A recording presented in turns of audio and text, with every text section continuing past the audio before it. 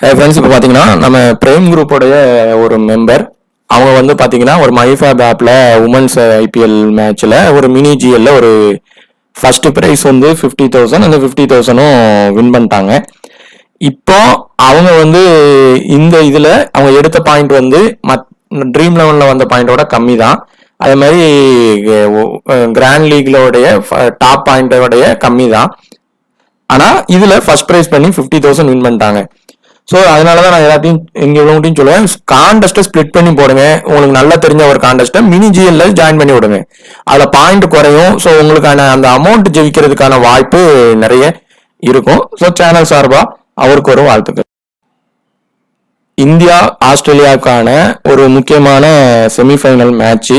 இந்த மேட்சோடைய full analysis, dream டீமுக்கு எந்தெந்த பிளேயர் வருவாங்க, கிராண்ட் லீக்கு எந்தெந்த பிளேயரை ரிஸ்காக ட்ரை பண்ணலாம், அதே மாதிரி ரொட்டேஷன் வைஸ் எந்தெந்த பிளேயரை ட்ரை பண்ணலாம், லோ பிக்ல எந்தெந்த பிளேயர் வந்து எடுத்தா நம்ம கிராண்ட் லீக் வின் பண்ணதுக்கான வாய்ப்பு இருக்கும், எந்தெந்த பிளேயரை ஸ்கிப் பண்ணி கிராண்ட் லீக்கு எடுக்கலாம் அப்படிங்கிறத இந்த வீடியோல இன்னிங்ஸ் வைஸும் கேப்டன் வைஸ் கேப்டன் இதை வச்சு சொல்லியிருக்கிறோம். அதே மாதிரி சில ஒர்க் பிஸினால வீடியோவும் பண்ண முடியல. அதனாலதான் இந்த மாதிரி இங்க இருந்து நம்ம சேனல்ல இருந்து வந்தவங்களை தான் பிரைம் மெம்பர்ல வந்து சின்னதா சேர்த்து பண்ணிட்டு இருக்கிறோம். ஸோ விருப்பம் இருக்கிறவங்க ஜாயின் பண்ணுங்க. இல்லைன்னா நம்ம வீடியோ போடும்போது கண்டிப்பா பாருங்க, சப்போர்ட் பண்ணுங்க. இந்த வென்யூட பிச் ரிப்போர்ட், இங்க இந்த மாதிரி பிளேயர்ஸ் வந்து எப்படி பிளே பண்ணியிருக்கிறாங்க, அதே மாதிரி இந்த வென்யூ எப்படி எப்படி சப்போர்ட் ஆயிருக்கு அப்படிங்கிறது இதே வீடியோல ஃபுல்லா சொல்லியிருக்கிறோம். இங்க 36 மேட்சஸ் பிளே பண்ணதுல 14 ஃபர்ஸ்ட் வின் பண்ணவங்க இருக்காங்க, செகண்ட் வின்னவங்க 22 பண்ணியிருக்காங்க. ஆவரேஜ் ஸ்கோரா 250 ஸ்கோர் ஆயிருக்கு. எபோவ் ஸ்கோர் 300 3 டைம்ஸ் தான் பண்ணியிருக்காங்க. மேக்ஸிமம் ஸ்கோர் வந்து பாத்தீங்கன்னா 200 to 250 தான் இங்க அதிகமா பண்ணியிருக்காங்க. அதுக்கு இல்லைன்னா பிலோ ஸ்கோர் 200 தான் அதிகமா பண்ணியிருக்காங்க. இங்க விளையாண்ட லாஸ்ட் ஓடி மேட்சஸ்ல பாத்தீங்கன்னா இந்தியாவுக்கும் நியூசிலாந்துக்கும் நடந்திருக்கும். ஸ்பின் அட்டாக் வச்சு இந்தியா இது பண்ணாங்க, நியூசிலாந்து ஃபாஸ்ட் அட்டாக் வச்சு பண்ணாங்க. இந்த மேட்சோட சினரியோ இதே மாதிரி தான் இந்த மேட்சும் போகும். ஆஸ்திரேலியா ஃபாஸ்ட் அட்டாக் வச்சு அவங்க இது பண்ணுவாங்க, இந்தியா அதே மாதிரி ஸ்பின் அட்டாக் வச்சு பண்ணுவாங்க. இதுல எந்த டீமோடைய மிடில் ஆர்டர் நல்லா விளையாடுறாங்களோ அந்த டீமோடைய இது வின்னாகவும் வாய்ப்பு இருக்கும். அதே மாதிரி அந்த பவுலர்ஸ் வந்து எந்த பவுலர்ஸ் நல்லா பண்றாங்களோ அவங்க டீமும் வின்னாக வாய்ப்பு இருக்கும். ஸோ மிடில் ஆர்டர் பேட்ஸ்மேன்ஸ் வந்து இந்த மேட்ச்ல நல்லா பண்றதுக்கும் வாய்ப்பு இருக்கு. இதே பிச்சு இதே சினரியோல போச்சு அப்படின்னா. இங்க விளையாண்ட லாஸ்ட் 3 மேட்சஸ்ல பாத்தீங்கன்னா ஸ்பின்னர்ஸ் 21ம் ஃபேசர்ஸ் 24 விக்கெட்டும் எடுத்திருக்காங்க. ஃபர்ஸ்ட் இன்னிங் ஸ்பின்னர் 9 விக்கெட்டும் செகண்ட் இன்னிங் ஸ்பின்னர்ல 12 விக்கெட்டும் எடுத்திருக்காங்க. ஃபாஸ்ட் பவுலருக்கு செகண்ட் இன்னிங்ஸோட ஃபர்ஸ்ட் பவுலருக்கு இது வந்து நல்ல சப்போர்ட் ஆச்சு.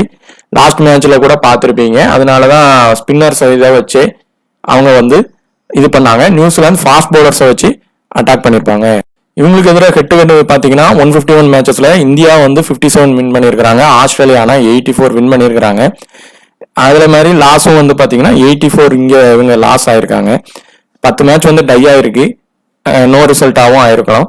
இப்போ வென்யூவை பொறுத்தவரை எப்படின்னா ஆஸ்திரேலியாவும் இங்க இந்த வென்யூல தோத்ததே கிடையாது. இந்தியா ஒரே ஒரு மேட்ச் மட்டும் தோத்துருக்காங்க. இப்போ மெயின் பவுலர்ஸ் அவங்களோட மெயின் பவுலர்ஸ் இல்லாதது இந்தியாவுக்கு ஒரு பிளஸ் பாயிண்டா இருக்கும்.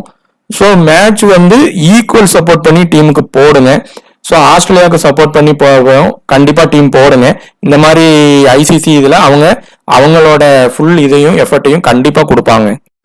பாத்தீங்கன்னா ஆஸ்திரேலியாவோட பாசிபிள் பிளேயிங் 11 வந்து மேத்யூ ஷாட் வந்து அன்அவைலபிள் ஆகிருக்கிறாங்க. ஸோ மேபி ஹார்டி வரலாம், இல்லைன்னா ஜாக் ஃப்ரேசர் வந்து உள்ள வர வாய்ப்பு இருக்கும்.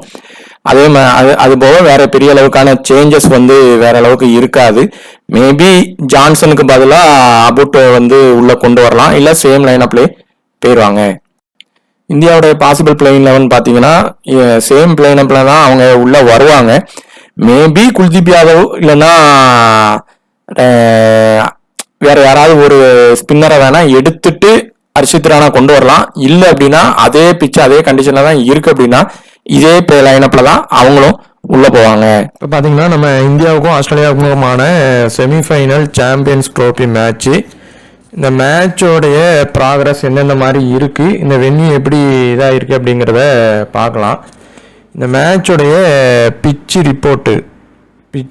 ரிப்போர்ட் பார்த்தீங்கன்னா எந்த மாதிரி இருந்திருக்கு அப்படின்னு பார்த்தீங்கன்னா, இப்போ லாஸ்ட்டாக விளையாண்டதில் பிளாக் சாயில் பிச்சு தான் வந்து இது பண்ணியிருக்காங்க. அது யாருக்கு அதிகமாக இதாக இருக்குன்னா ஸ்பின்னர்ஸுக்கு வந்து நல்ல இது பண்ணியிருக்கு.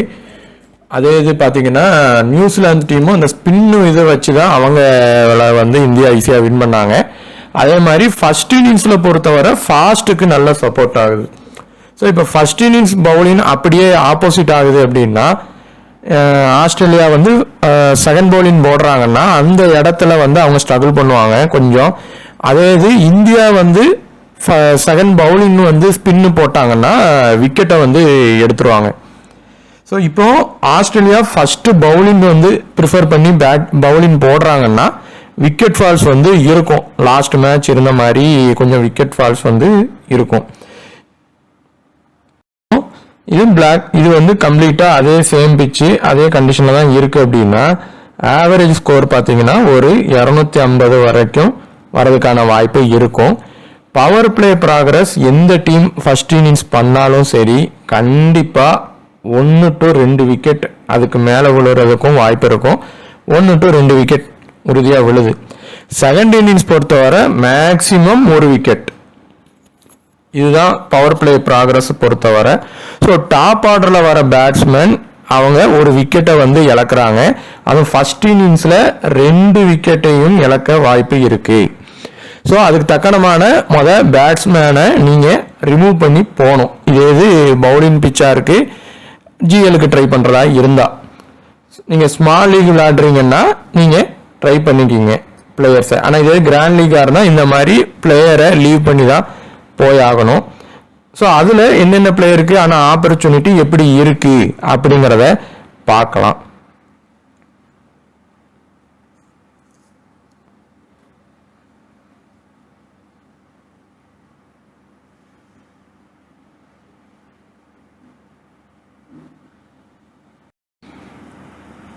இப்போ இந்த கேட்டகரி பொறுத்தவரை பேட்ஸ்மேன் தான் ஃபர்ஸ்ட் நிறைய இருக்கிறாங்க. ஹை பெர்சன்டேஜ் கேப்டன் வந்து நம்ம ட்ரேவிஸ் ஹெட் தான். ஹை பெர்சன்டேஜ் விசியும் இப்போதைக்கு வர இவர் தான் இருக்காரு. அதர் ஆப்பில் மேபி வேற இருக்கும். ஆனால் இப்போ ட்ரேவிஸ் ஹெட் சேசிங் பண்ணுறாங்க, ஆஸ்திரேலியா சேசிங் தான் பண்ணுறாங்க அப்படிங்கிற மாதிரி கட்டாயம் வருது அப்படின்னா நல்ல பாயிண்ட் எடுத்து ட்ரீம் டீம் வருவார். இதே சேசிங் பண்ணாமல் ஃபர்ஸ்ட் பேட்டிங் பண்ணுறாங்க அப்படின்னா அப்பவும் ஒரு சின்னதாவது ஒரு ட்ரீம் டீம் வருவார். இதே சினரியோ லாஸ்ட் வர அவர் தான் கேப்டனாகவும் இருக்காரு, வைஸ் கேப்டனாகவும் இருக்காரு அப்படின்னா அந்த மாதிரி வர வாய்ப்பு இருக்கும். அதுக்கு மேலேயும் நீங்கள் ரொட்டேஷன் பண்ணணும்னா யார் கூட ரொட்டேஷன் பண்ணலாம் அப்படின்னு பார்த்தீங்கன்னா ஹெட் டு சுமன் கில் இந்த 2 பேரில் யாரையாவது ஒருத்தங்களை ரொட்டேஷ் பண்ணணும். ஏன்னா விக்கெட் ஃபால் இருக்கு ஓப்பனிங்ல. ஸோ அந்த இதில் இருந்து ஒருத்தங்களை ட்ரை பண்ணலாம் ரிஸ்கா போறதா இருந்தா. அடுத்து பார்த்தீங்கன்னா ரோஹித் சர்மா பொறுத்தவரை இந்த வென்யூ வந்து பெர்ஃபெக்டா இருக்கு. இவங்க கூட ஆஸ்திரேலியா கூட நல்லா பிளே பண்ணியிருக்கிறாங்க. பிளேயருடைய த்ரெட்டு வந்து சாம்பா தான். அவங்களுக்கு இப்போதைக்கு த்ரெட்டு வைக்கிற அளவுக்கு பவுலர் இல்லை. ஸோ அவரை வந்து ஒரு ட்ரீம் டீம் எப்படியும் வந்துருவாரு. அவரோட பெர்சன்டேஜ் வெறும் 50 தான் இருக்கு. அவர் எப்பமெல்லாம் பெர்சன்டேஜ் லோ ஆகுதோ அவருடைய பெர்ஃபார்மன்ஸ் அதிகமாகும். ஸோ இந்த மேட்ச் ரோஹித் சர்மா நீங்கள் ஜிஎலுக்கு எடுக்கிறதா இருந்தால் ரோஹித் சர்மா விராட் கோலி வந்து ஒருத்தங்களை எடுத்தால் போதும். சேசிங் பண்ணுறாங்கன்னா நீங்கள் ரோஹித் சர்மாவே எடுக்கிறது பெட்டரான சாய்ஸாக இருக்கும். இந்த மேட்சை பொறுத்தவரை ஃபர்ஸ்ட் இன்னிங்ஸ் பண்ணாலும் நீங்கள் எடுக்கலாம். ஸோ ரோஹித் சர்மா விராட் கோலி வந்து ஒருத்தங்களை எடுத்து ஒருத்தங்களை ரிஸ்காக லீவ் பண்ணலாம். ஸோ இந்த கேட்டகரியில் கண்டிப்பாக இந்த 4 பேரில் கண்டிப்பாக 1 to 2 பேர் ஃபெயிலியர் ஆக வாய்ப்பு இருக்குது. ஏன்னா எல்லாரும் டாப் ஆர்டரில் வராங்க. இப்போ லாஸ்ட் மேட்ச் பார்த்துருந்தீங்கன்னா அது எது தெரிஞ்சிருக்கும். டாப் ஆர்டரில் வர எல்லாரும் அவுட் ஆகிருப்பாங்க ஓவரால். ஸோ அந்த மாதிரி நீங்கள் பிளேயர்ஸை லீவ் பண்ணிக்கலாம். சாம்பா பொறுத்தவரை அவர் ட்ரீம் டீம் ஆப்பர்ச்சுனிட்டி இருக்கு. செகண்ட் இன்னிங்ஸ் பவுலிங் பண்ணாருன்னா அப்படி அவர் வரலன்னா யார் வருவாங்க அந்த கேட்டகரியில் அப்படிங்கிறத ரொட்டேஷன் பிக் யாரை எடுக்கணும் அப்படின்னா இப்போ ஒரு ஃபர்ஸ்ட் பவுலிங் போடுறாருன்னா யாரை எடுக்கலாம் அப்படின்னா இல்லை இப்போ நீங்கள் ஒரு பிளேயரை ரொட்டேஷன் பிக்காக ட்ரை பண்ணணும் அப்படின்னு நினச்சிங்கன்னா யாரை எடுக்கணுங்கிறத நான் அடுத்த கேட்டகரியில் சொல்கிறேன். இதில் யாருக்கு சிவிசி ஆப்ஷன்லாம் தரலாம் அப்படின்னு பார்த்தீங்கன்னா ரோஹித் சர்மாவுக்கு ஒரு இதில் ட்ரை பண்ணுங்க. ட்ரேவிஸ் ஹெட்டுக்கு சேசிங் பண்ணால் ட்ரை பண்ணுங்க, கண்டிப்பாக பண்ண வாய்ப்பு இருக்கு. அதே இந்த கேட்டகரி பொறுத்தவரை இவ்வளோதான் இருக்கு. சுமன் கில் பொறுத்தவரை ஃபர்ஸ்ட் இன்னிங்ஸ் பண்ணால் ட்ரை பண்ணுங்க, செகண்ட் இன்னிங்ஸ் பண்ணால் வேண்டாம். ஸோ இதுதான் இந்த கேட்டகரியில் இருக்கிற சிவிசி ஆப்ஷன். இந்த கேட்டகரியில் பொறுத்தவரை இந்த மேட்ச் பவுலிங்க்கு கண்டிஷனுக்கு தான் போகுது அப்படின்னா இங்கிலீஷும் வருவாங்க, ஸ்ரேயாஸ் ஐயரும் ட்ரீம் டீம் வருவாங்க. இதே பேட்டிங்க்கு தான் போகுது அப்படின்னா இந்த இடத்துல இருந்து 2 பேர்ல இருந்து ஒருத்தங்க தான் வருவாங்க, ஒருத்தங்க வராமல் கூட போயிடலாம். ஸோ ஃபர்ஸ்ட் ஆப்ஷனாக இந்த கேட்டகரியில் ஜோஸ் இங்கிலீஷை ட்ரை பண்ணுங்க. அவர் லேபர்ஸ்க்கு அப்புறம் தான் இறங்குறாருன்னா கண்டிப்பாக ஒரு ட்ரீம் டீம் வர வாய்ப்பு இருக்கும். அதை நீங்கள் எப்படி எடுக்கணும்னா இங்கிலீஷ் இல்லைனா கேரி ஆர் கேரி, இந்த 2 பேரை யாரையாவது ஒருத்தங்களை தான் எடுக்கணும், 2 பேரை எடுக்க தேவை கிடையாது. ஸோ இந்த 2 பேரில் யாரையாவது ஒருத்தங்களை ரொட்டேஷன் பிக்கில் ட்ரை பண்ணுங்க. ஆனால் ஒருத்தங்க ட்ரீம் டீம் வர்றதுக்கான வாய்ப்பு நிறைய இருக்கு. அடுத்து பார்த்தீங்கன்னா சமி பொறுத்தவரை இந்த மேட்ச் பொறுத்தவரை ஃபர்ஸ்ட் இன்னிங்ஸ்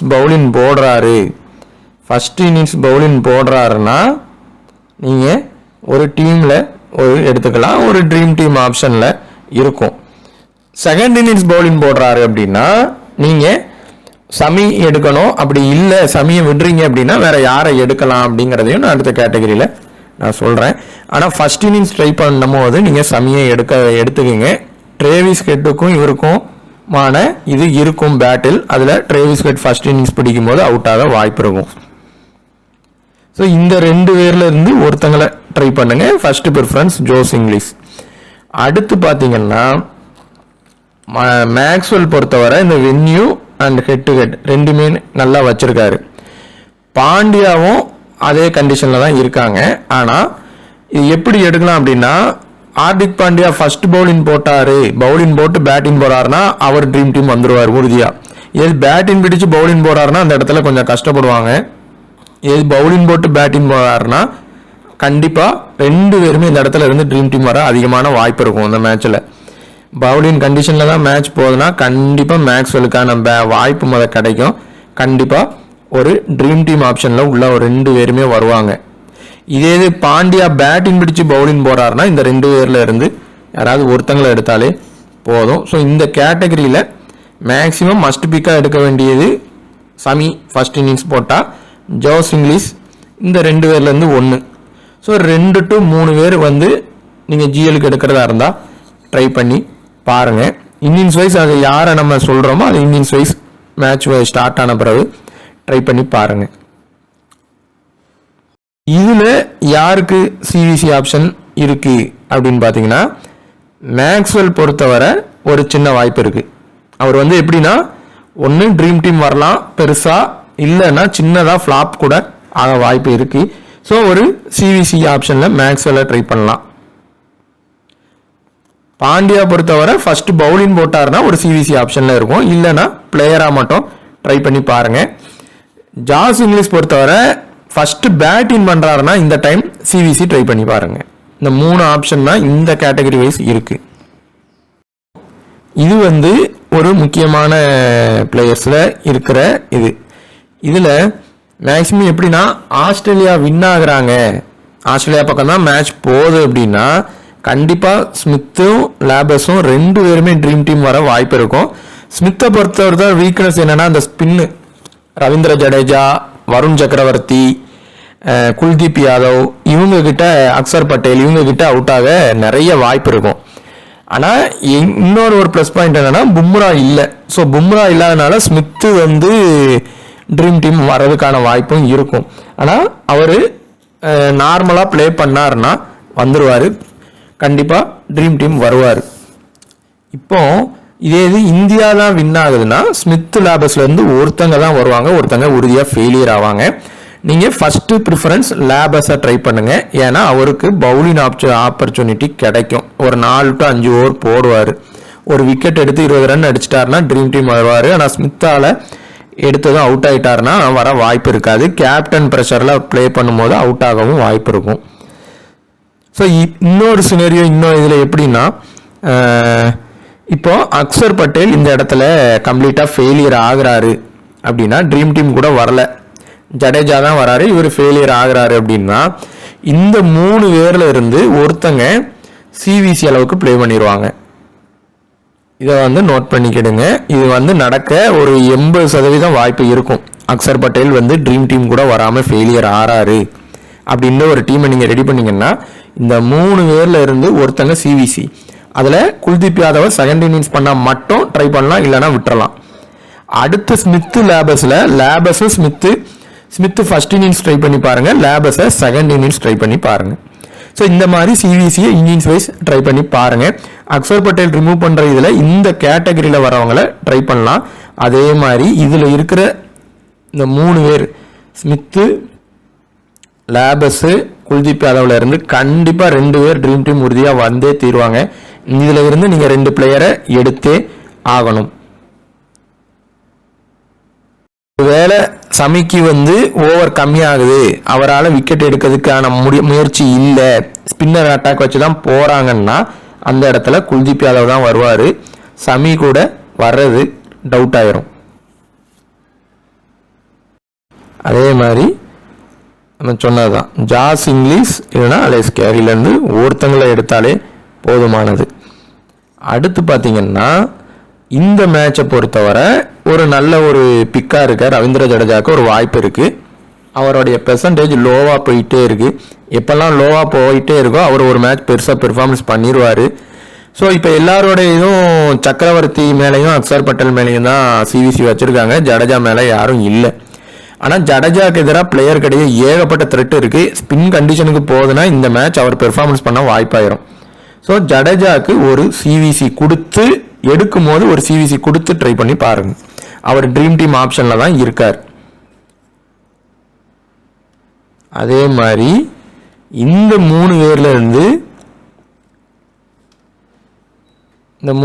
இருந்து கண்டிப்பாக 2 பேர் ட்ரீம் டீம் வர வாய்ப்பாக இருக்கும். நீங்கள் வருண் சக்கரவர்த்தியை செகண்ட் இன்னிங்ஸ் பண்ணால் கண்டிப்பாக ட்ரை பண்ணுங்கள். இந்த மேட்சும் நல்ல பெர்ஃபார்மன்ஸ் பண்ண வாய்ப்பாக இருக்கும். அதே மாதிரி டுவார்ஷியஸ் ஃபர்ஸ்ட் பவுலிங் பண்ணால் கண்டிப்பாக ட்ரை பண்ணி பாருங்கள். ஸோ 2 பேர் எடுக்கிறதா இருந்தால் இது சேஃப் ஆப்ஷனாக போயிடலாம். ரிஸ்கி பிக்காக எடுக்கிறதா இருந்தால் டுவார்ஷியஸை விட்டுட்டு ஸ்பென்சர் ஜான்சனை ட்ரை பண்ணி பாருங்கள். ஸோ இந்த 2 பேரில் கண்டிப்பாக 2 பேர் உள்ளே வர்றதுக்கான வாய்ப்பு இருக்கும். இந்த கேட்டகரியில் இருந்து ரிஸ்காக போகிறோம் அப்படின்னா ஒருத்தங்களாவது இந்த இடத்துல இருந்து வந்தே தீருவாங்க. அதில் யார் எடுக்கலான்னா, ஒரு வேளை சாம்பா ஃபெயிலியர் ஆகிறாரு, நீங்கள் சாம்பா இந்த டீமுக்கு வேண்டாம், ஃபர்ஸ்ட் இன்னிங்ஸ் பவுலிங்கில் வேண்டாம் போடுறாரு அப்படின்னு நினச்சிங்கன்னா டுவார்ஷியஸ் தான் அந்த இடத்துல வருவார், சாம்பா ஃபெயிலியர் ஆவார். செகண்ட் இன்னிங்ஸ் பவுலிங் சாம்பா போட்டார்னா டுவார்ஷியஸ் ஃபெயிலியர் ஆகி சாம்பா உள்ளே வர்றதுக்கான வாய்ப்பாயிரும். அந்த இடத்துல ஸ்பென்சர் ஜான்சனை ரிஸ்காக ட்ரை பண்ணி பாருங்க. ஒரு நல்ல ஒரு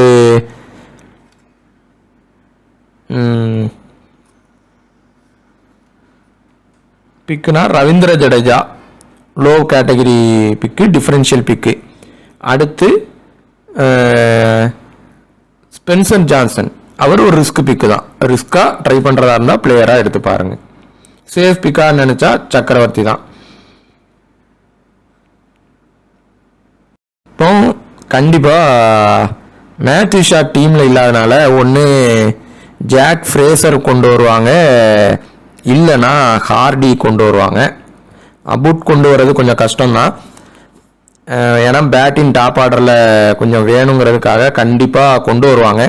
ஒரு வேளை ஃப்ரேசரையும் ஹார்டியும் லீவ் பண்ணுறாங்க அப்படின்னா அபுட் உள்ளே வர்றதுக்கான வாய்ப்பு இருக்கும். ஆனால் ஸ்மித்து டாப் ஆர்டர் ஓப்பனிங் போயிடுவார். அப்படி ஓப்பனிங் ஸ்மித்து போகிறாரு அப்படின்னா கண்டிப்பாக ஒரு விக்கெட் ஃபால் இருக்கும் டாப் மேலே. அப்படி இல்லாமல் ஜாக் ஃப்ரேசர் உள்ளே வராரு அப்படின்னா கண்டிப்பாக இந்த மேட்ச் ஜாக் ஃப்ரேசர் இல்லைனா கேஎல் ராகுல், இந்த 2 பேர்ல இருந்து யாராவது ஒருத்தங்க தான் ட்ரீம் டீம் வருவாங்க. இந்த மாதிரி தான் அந்த கண்டிஷன் போகும். ஸோ ஹார்டி வந்தால் நீங்கள் ட்ரை பண்ணி பாருங்கள். மேத்யூ ஷாட்டுக்கு பதிலாக ஹார்டி வராங்க அப்படின்னா, இல்லை ஹார்டி தான் வராங்கன்னா நீங்கள் ஹார்டியவே ட்ரை பண்ணி பார்க்கலாம். நேதன் எல்லிஸ் பொறுத்தவரை ஃபர்ஸ்ட் பவுலிங் போட்டால் மட்டும் ட்ரை பண்ணுங்கள், செகண்ட் பவுலிங் போட்டால் நீங்கள் லீவ் பண்ணிடுங்க. ஸோ இந்த கேட்டகரியிலேருந்து கண்டிப்பாக 1 இல்லைனா 2 பேர் ட்ரீம் டீம் வருவாங்க. கேஎல் ராகுலும் ஒரு இந்த கண்டிஷனில் நல்லா விளையாடுறதுக்கான ஒரு பிளேயர் தான். அவருடைய லைன் அப் ஆப்பர்ச்சுனிட்டி பார்த்துக்குங்க. அக்சர் பட்டேலுக்கு அப்புறம் தான் இறங்குறாரு அப்படின்னா செகண்ட் இன்னிங்ஸ் பண்ணுறாங்கன்னா விட்டுருங்க, ஃபர்ஸ்ட் இன்னிங்ஸ் பண்ணால் மட்டும் ட்ரை பண்ணி பாருங்கள். ஸோ இந்த இதிலே பார்த்தீங்கன்னா ஒரு சி இல்லைனா விசி வர்றதுக்கான வாய்ப்பு நிறைய இருக்குது. ஸோ அதை நம்ம இன்னிங்ஸ் வைஸும் இதில் சொல்லிட்டோம். டாப் ஆர்டரில் விக்கெட் போகிறதையும் மென்ஷன் பண்ணி ஃபர்ஸ்ட் இன்னிங்ஸ்லையும் சொல்லியிருக்கோம். ஸோ இப்போ அதுக்கு தக்கனமான பவுலரையும் நீங்கள் லீவ் பண்ணுற மாதிரியும் இருக்கும். ஃபர்ஸ்ட் இன்னிங்ஸில் விக்கெட் போகிறப்போ ஒரு பவுலரை வந்து நீங்கள் எடுக்கிற மாதிரி இருக்கும், இன்னொரு பவுலரை லீவ் பண்ணுற மாதிரியும் இருக்கும். ஸோ அதுக்கு தக்கனமாக பிளேயரை நம்ம உள்ளே கொண்டு வரணும். சாம்பாக்கும் பிளேயருடைய த்ரெட்ஸு இருக்குது. ஆஸ்திரேலியா வந்து செகண்ட் பவுலிங் போடுறாங்கன்னா இவருடைய பெர்ஃபார்மன்ஸ் இந்த வென்யூவில் நல்லாயிருக்கும். ஃபர்ஸ்ட் இன்னிங்ஸும் பவுலிங் பிச்சாக இருக்குன்னா இவர் ட்ரீம் டீம் வர்றதுக்கான வாய்ப்பு நிறைய இருக்கும்.